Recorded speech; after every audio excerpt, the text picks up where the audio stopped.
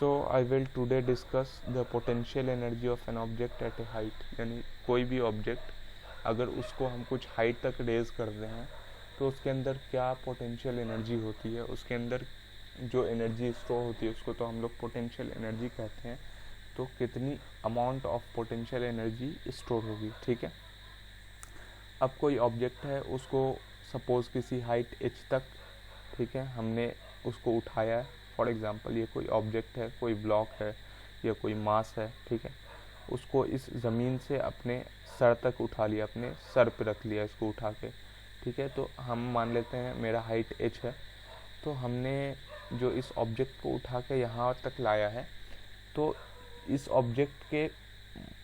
Object को gravity के against जो उठाने में हमने वर्क डन किया है वही ग्रेविटेशनल पोटेंशियल एनर्जी है, ठीक है।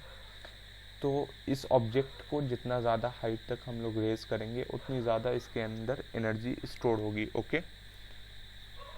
तो ग्रेविटेशनल पोटेंशियल एनर्जी कुछ और नहीं बल्कि हम लोग उस ऑब्जेक्ट को कितना ज़्यादा हाइट तक उठाते हैं और जिस हाइट पे रखे हुए हैं उस पॉइंट पे उसके अंदर कितनी एनर्जी है, ठीक है, वही ग्रेविटेशनल पोटेंशियल एनर्जी है। इसका एक्सप्रेशन बहुत इजी है ड्राइव करना, ठीक है। जैसे मान लेते हैं कि एक ऑब्जेक्ट है जिसका मास m है, इसको हाइट h तक हमने उठाया, ठीक है। अब हाइट h तक उठाया तो इसमें हम लोग ऑलवेज एक ही फोर्स एक्ट करेगा जो कि वेट है, जो वेट एक फोर्स है जो कि ऑलवेज वर्टिकली डाउनवर्ड डायरेक्शन में एक्ट करेगा। तो वर्क डन क्या होता है, फोर्स इनटू डिस्प्लेसमेंट। फोर्स नीचे लगेगा mg, डिस्प्लेसमेंट हुआ है h, तो वर्क डन हो जाएगा mgh, ठीक है। अब ये जो वर्क डन हुआ है अगेंस्ट ग्रेविटी, यही है ग्रेविटेशनल पोटेंशियल एनर्जी, ठीक है, जिसको हम लोग पोटेंशियल एनर्जी भी कहते हैं। Since work done on this object is equal to the mgh, तो इस ऑब्जेक्ट पे जो हम लोगों ने वर्क डन किया है वो mgh के बराबर है। तो जितना वर्क डन किया है उतनी उस बॉडी के अंदर एनर्जी आ जाएगी, उस बॉडी के अंदर कैपेसिटी आ जाएगी, ठीक है। तो वही ग्रेविटेशनल पोटेंशियल एनर्जी है। अब यहाँ पर एक बात आती है कि जो the potential energy of an object at A height depend on the ground और द लेवल और the zero level you choose. यहाँ पर जो ज़ीरो लेवल की बात की गई है वो डेटम या रेफरेंस पॉइंट, जिसको हम लोग डेटम या रेफरेंस पॉइंट कहते हैं, वो ग्राउंड है, ठीक है। हम लोग ग्राउंड को रेफरेंस मानते हैं, उसी रेफरेंस से हम लोग सारा हाइट का कैलकुलेशन करते हैं, ठीक है। हम लोग यहाँ से कितने हाइट तक रेज किया है। अब हम लोग ज़रूरी नहीं है कि ग्राउंड को ही रेफरेंस माने। फॉर एग्ज़ाम्पल मेरा बिल्डिंग है 5 फ्लोर का, ठीक है, हमने ग्राउंड फ्लोर को रेफरेंस माना, हो सकता है मेरा मन किया नहीं हम फर्स्ट फ्लोर को रेफरेंस माने, तो मेरा जो कैलकुलेशन होगा अब हाइट का वो फर्स्ट फ्लोर से होगा, ओके। और इसीलिए जब हम ग्राउंड को रेफरेंस मान रहे थे तो यहाँ पर कुछ और ग्रेविटेशनल पोटेंशियल एनर्जी आएगी। जब फर्स्ट फ्लोर को रेफरेंस मान रहे हैं तो कुछ और ग्रेविटेशनल पोटेंशियल एनर्जी आएगी, ओके।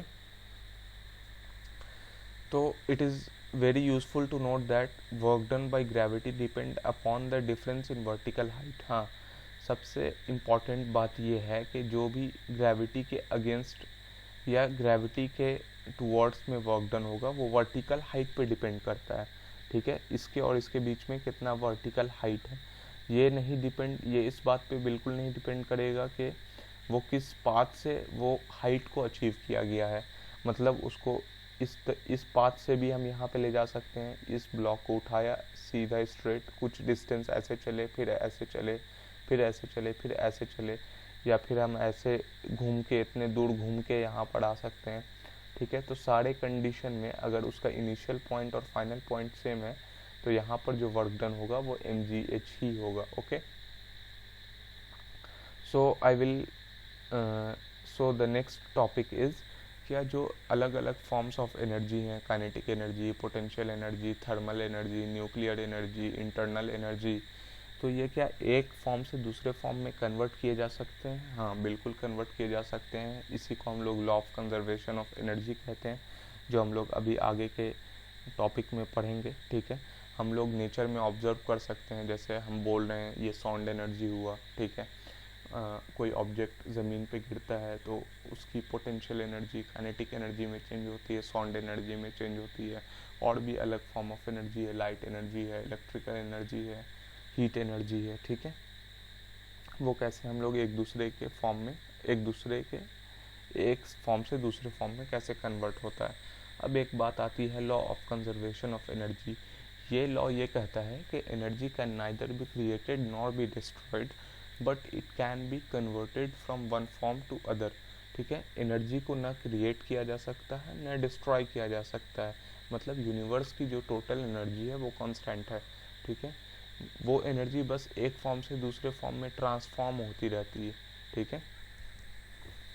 अब हम लोगों ने ये देखा कि एनर्जी को तो एक फॉर्म से दूसरे फॉर्म में कन्वर्ट कर सकते हैं। फॉर एग्जांपल, अगर मेरे हाथ में एक बॉल है, उस बॉल को हम छोड़ देते हैं। अगर जब तक मेरे हाथ में बॉल है उसके अंदर कुछ पोटेंशियल एनर्जी होगी, अभी हमने देखा, मान लेते हैं वो पोटेंशियल एनर्जी mgh। तो जैसे ही हमने छोड़ा उसकी पोटेंशियल एनर्जी हाइट के घटने की वजह से, चूँकि वो ज़मीन की तरफ जा रहा है, ठीक है, हाइट के घटने की वजह से वो पोटेंशियल एनर्जी काइनेटिक एनर्जी में चेंज हुआ, ठीक है। तो जितना अमाउंट ऑफ पोटेंशियल एनर्जी घट रहा है उतने ही अमाउंट से काइनेटिक एनर्जी उसकी बढ़ रही है। तो कोई भी ऑब्जेक्ट जो ज़मीन के तरफ गिरता है उसकी काइनेटिक एनर्जी बढ़ती जाती है, ठीक है। और उसके बाद जैसे ही वो ज़मीन के सरफेस से टकराता है वो दोबारा रीबाउंस करता है कुछ हाइट तक, फिर साउंड एनर्जी में कन्वर्ट होता है, थर्मल एनर्जी में कन्वर्ट होता है, बॉल का टेम्परेचर इंक्रीज हो जाता है, ठीक है। तो ये जो एनर्जी है, थर्मल एनर्जी हो गया, साउंड एनर्जी हो गया, ये नेचर में फिर डिसअपियर हो जाती है, मतलब फिर वो दूसरे फॉर्म में कन्वर्ट हो जाती है, ठीक है। इसलिए हम लोग कहते हैं कि नेचर का जो मतलब जो यूनिवर्स है उसमें जो, या अर्थ है उसमें कंटिन्यूसली एनर्जी इंक्रीज हो रही है, ठीक है। तो law of conservation of energy यही कहती है कि energy can neither be created nor be destroyed, the total energy before and after the transformation remains the same, ठीक है। सारे सिचुएशन में ये लॉ अप्लाई होता है, ठीक है। जैसे कि फॉर एग्जांपल अभी मैंने वही बात बताया कि अगर कोई ऑब्जेक्ट है उसको अगर किसी हाइट से छोड़ते हैं तो जैसे ही उसकी पोटेंशियल एनर्जी घट रही है उतने ही अमाउंट से उसमें काइनेटिक एनर्जी ऐड हो रही है। फिर लेकिन वो सरफेस को जैसे ही टकराता है उसकी पोटेंशियल काइनेटिक दोनों ज़ीरो हो गई, लेकिन वो साउंड एनर्जी में कन्वर्ट हो गई, हीट एनर्जी में कन्वर्ट हो गई, हो सकता है लाइट एनर्जी में भी कन्वर्ट हो जाए, ठीक है। कोई एक पत्थर है, दूसरा पत्थर है, उन दोनों को हम लोग स्ट्राइक कराते हैं तो kinetic energy, potential energy heat में, लाइट एनर्जी में, साउंड एनर्जी में और दूसरे फॉर्म्स ऑफ एनर्जी में कन्वर्ट हो जाती है, ठीक है। तो मतलब ये हुआ कि काइनेटिक एनर्जी और पोटेंशियल एनर्जी और भी दूसरे फॉर्म्स ऑफ एनर्जी हैं, thermal energy, sound energy, internal energy, vibrational energy, okay, and there are so many types of energy. तो वो सारे का जो समेशन है वो कांस्टेंट है, लेकिन हम लोग दो ही फॉर्म्स ऑफ एनर्जी देखेंगे इस चैप्टर में, जो कि है पोटेंशियल एनर्जी और काइनेटिक एनर्जी। तो इन दोनों का जो समेशन है वो कांस्टेंट है, ओके। और इसी कांस्टेंट को हम लोग पोटेंशियल एनर्जी, काइनेटिक एनर्जी, दोनों को हम लोग टोटल मैकेनिकल एनर्जी कहते हैं, ठीक है। मैकेनिकल मतलब मैकेनिक्स मतलब वेलोसिटी, मास, ग्रेविटी, तो ये सारे टर्म्स जो हैं वो इसमें इन्वॉल्व हैं, इसलिए इसका नाम है मैकेनिकल एनर्जी, ओके। तो हमने ये देखा कि ऑब्जेक्ट का जब फ्री फॉल मोशन होता है under the influence of gravity तो उसमें पोटेंशियल एनर्जी के डिक्रीज होने की वजह से काइनेटिक एनर्जी इंक्रीज होती है, ठीक है। तो यही है law of conservation of energy. अब हम लोग बात करेंगे रेट ऑफ डूइंग वर्क, यानी जो भी वर्क हम कर रहे हैं उसको किस रेट से कर रहे हैं, किस स्पीड से कर रहे हैं, ठीक है। अब हम लोग अलग अलग इंसान हैं, हमारी कैपेसिटी अलग होती है काम करने की, किसी और की सेम एज में कोई अलग कैपेसिटी होगा, ठीक है।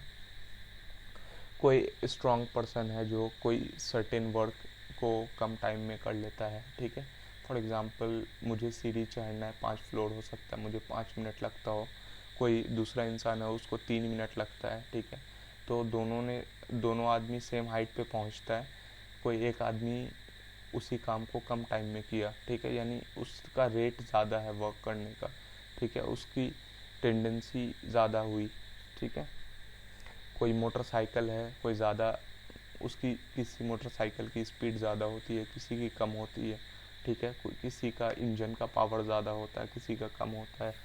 तो एक्चुअली कोई भी चीज़ का, कोई भी वर्क डन किस स्पीड से हो रहा है उसको मेजर करने के लिए हमारे पास एक फिज़िकल क्वांटिटी होती है जिसको हम लोग पावर कहते हैं। ओके, तो पावर मेजर करता है कि कोई भी वर्क डन किस रेट से हो रही, किस स्पीड से हो रही। मतलब पावर का मतलब हो गया work done by time taken, ये जो वर्क हुआ है इसमें कितना टाइम लगा है, ठीक है। तो वर्क डन का यूनिट क्या था, जूल। जूल और टाइम का क्या ऐसा यूनिट होता है, सेकंड, तो जूल पर सेकंड इसका ऐसा यूनिट हो गया। और जूल सेकंड इनवर्स, चूँकि इस सेकंड को ऊपर लाया गया है इसलिए ये सेकंड इनवर्स हो गया है, ठीक है। तो पावर, तो इसी जूल पर सेकंड को हम लोग वॉट कहते हैं, जो कि एक साइंटिस्ट थे जेम्स वॉट, उनके ऑनर में दिया गया था। अब 1 वॉट क्या है, 1 वॉट पावर क्या होगा, यानी कि अगर कोई हम लोग वर्क डन करते हैं 1 जूल पर सेकंड के हिसाब से, यानी हम लोग अगर कोई वर्क डन कर रहे हैं, ठीक है, 1 जूल वर्क डन कर रहे हैं 1 सेकंड में, तो वो वहाँ पर जो पावर आएगा वो 1 वाट आएगा। अब ये जो वर्क डन है, ये वर्क डन का जो यूनिट है वाट, ये एसआई यूनिट है, लेकिन ये छोटी यूनिट है। अब इंडस्ट्रीज़ में बहुत सारी मशीन्स वर्क डन करती हैं, ओके, तो वो ज़्यादा बड़े एनर्जी में हम लोग उसको मेजर करते हैं। जैसे हम लोग हमारे घर में जो इतने सारे इलेक्ट्रिकल इक्विपमेंट्स लगे हैं, फ़ैन है, लाइट है, इन्वर्टर है, रेफ्रिजरेटर है, मोटर है, ठीक है, तो वो सारे इलेक्ट्रिकल एनर्जी कंज्यूम करते हैं, तो उसको हम लोग किलोवाट आवर में मेजर करते हैं, ठीक है। तो 1 किलोवाट हो गया 1000 वाट, किलो मतलब होता है 1000, ठीक है। अब द पावर, जो कोई भी ऑब्जेक्ट का पावर होता है वो टाइम के साथ वैरी करता है, ठीक है। तो हम लोग एवरेज पावर का कॉन्सेप्ट लेते हैं। एवरेज का मतलब क्या होता है, sum of observation by number of observation, ठीक है। तो हम लोग जो एवरेज पावर निकालते हैं वो जितना भी टोटल एनर्जी कंज्यूम हुआ, ठीक है, टोटल एनर्जी या total work done by total time, okay. तो पावर का फॉर्मूला हो गया वर्क डन mgh/t, ठीक है। अब हम लोग बात करेंगे कॉमर्शियल यूनिट ऑफ एनर्जी के बारे में, ठीक है। जो हम लोग घर में जो बिजली बिल आता है या घर में जो इलेक्ट्रिक मीटर, एनर्जी मीटर होता है, वो क्या होता है, कैसे वर्क करता है, ठीक है। हम लोग जो अलग अलग इंस्ट्रूमेंट यूज़ करते हैं, सब पे लिखा रहता है, आयरन पे लिखा रहता है 750 वाट, वॉशिंग मशीन पे लिखा रहता है 1000 वाट, ठीक है, इलेक्ट्रिक हीटर पे लिखा रहता है 1000 वाट, ठीक है, या 1 किलो वाट। तो ये सारे जो एनर्जी के यूनिट्स हैं, ये क्या है, इसका मतलब क्या है, इसका फिज़िकल रेलिवेंस क्या, ठीक है। तो फॉर एग्ज़ाम्पल कोई मशीन है जो, फॉर एग्ज़ाम्पल कंसीडर करते हैं हम लोग आयरन का या फिर वॉशिंग मशीन का, ठीक है, that use 1000 joule of energy every second, मतलब उसको ऑपरेट करने में 1000 जूल एनर्जी हर सेकंड में हम उसको दे रहे हैं। मतलब हर सेकंड में उसके मोटर 1000 जूल एनर्जी यूटिलाइज़ कर रही है, तब फिर वो वॉशिंग मशीन कपड़ा धो रहा है या स्पिनर चल रहा है उसमें, ठीक है। अगर इस मशीन को कंटिन्यूसली अगर हम 1 घंटे के लिए यूज़ करें, तो यहाँ पर जो एनर्जी टोटल होगी वो कितनी होगी, 1 किलोवाट इंटू 1 आवर, ठीक है। 1 किलोवाट तो 1000 वाट हो गया, इंटू 1 आवर, 1 आवर में होते हैं 3600 सेकेंड, ठीक है। तो ये टोटल हो गया 3.6 इंटू 10⁻⁶ जूल, ठीक है। अब ये जो एनर्जी हो गया ये 1 किलोवाट आवर का इक्विवेलेंट हो गया, ठीक है, इन जूल, ठीक है।